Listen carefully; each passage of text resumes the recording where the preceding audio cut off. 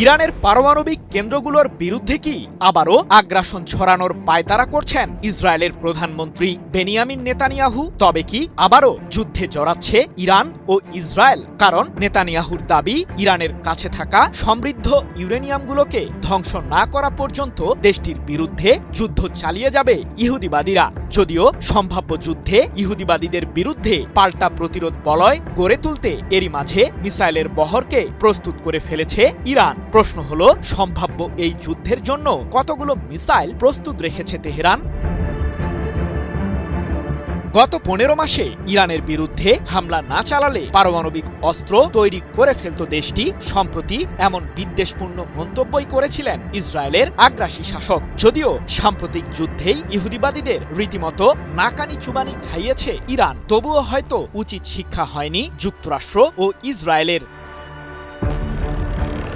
ইহুদিবাদীদের মূল চিন্তা আসলে ইরানের পারমাণবিক ও ক্ষেপণাস্ত্র কার্যক্রমকে ঘিরেই, যেগুলো ধ্বংস করতে পুরোপুরি ব্যর্থ হয়েছে যুক্তরাষ্ট্র ও ইসরায়েল। মার্কিন গোয়েন্দাদের দাবি, ইরানের কাছে এখনও রয়েছে 440 কেজি ওজনের সমৃদ্ধ ইউরেনিয়াম। তাই তো পারস্য উপসাগরীয় অঞ্চলে ইরানের বিরুদ্ধে এখনও উত্তাপ বজায় রেখেছে যুক্তরাষ্ট্রের সামরিক বাহিনী। বিমানবাহী রণতরী থেকে শুরু করে 2 শতাধিক যুদ্ধবিমান ইরানের বিরুদ্ধে আগ্রাসন ছড়াতে সব ধরনের প্রস্তুতি সেরেছে মার্কিন কেন্দ্রীয় কমান্ড। তবুও চূড়ান্ত যুদ্ধে জড়াতে নিজের সামরিক বাহিনীকে গ্রিন সিগন্যাল দিতে যেন এক প্রকার ভয় পাচ্ছেন মার্কিন প্রেসিডেন্ট ডোনাল্ড ট্রাম্প।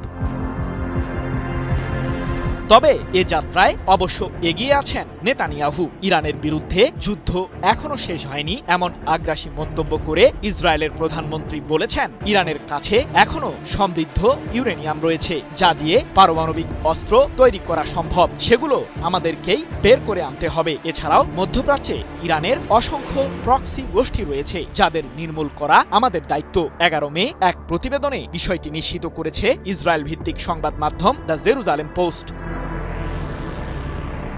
প্রশ্ন হলো, ইহুদিবাদীদের আগ্রাসন প্রতিহত করতে কতটা প্রস্তুত ইরান?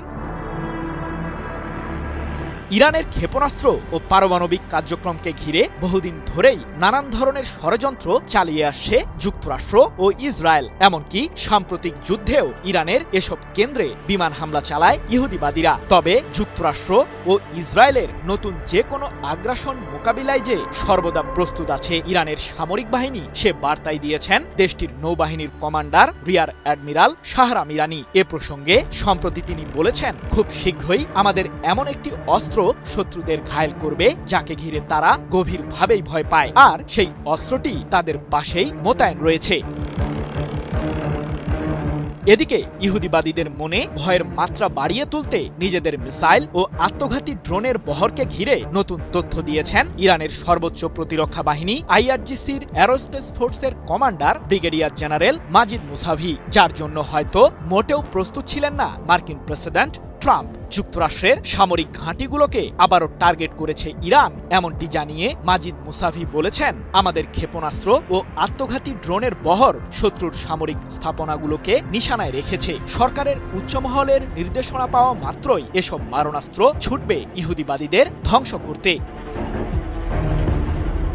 যদিও ইরানের সামরিক প্রস্তুতির বিষয়টি টের পেয়ে দেশটির সাথে কূটনৈতিকভাবে সমস্যা সমাধানের পথ খুঁজতেই বেশি আগ্রহী মার্কিন শাসক। তাই তো পাকিস্তান সহ বিভিন্ন দেশের মাধ্যমে ইরানের সরকারের উচ্চমহলের সাথে যোগাযোগ চালিয়ে যাচ্ছেন ট্রাম্প, এমনটাই দাবি বিশ্লেষকদের। সৃজন মাহমুদ, নিউজ 24।